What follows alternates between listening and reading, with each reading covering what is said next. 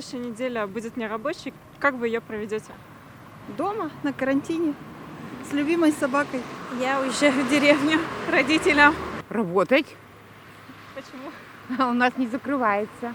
Дистанционном обучении детей. Компьютер играть. Не знаю, спортом, наверное. У меня очень много работы за компьютером, поэтому я не буду скучать. Работать, я сменами работаю. Найду чем заниматься. Домашними делами читать, хобби какое-то, шить, не знаю, готовить, общаться с близкими.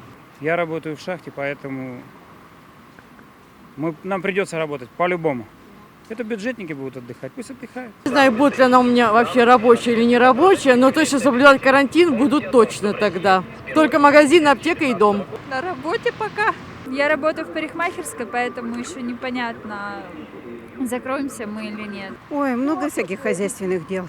Заниматься своими делами, домашними, какими-то рабочими моментами. Дома отдыхать буду.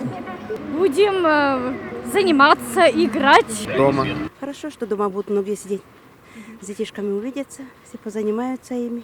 Наверное, буду гулять, потому что сказали вчера, что гулять это полезно, только подальше от людей, метра 2-3. Так, да?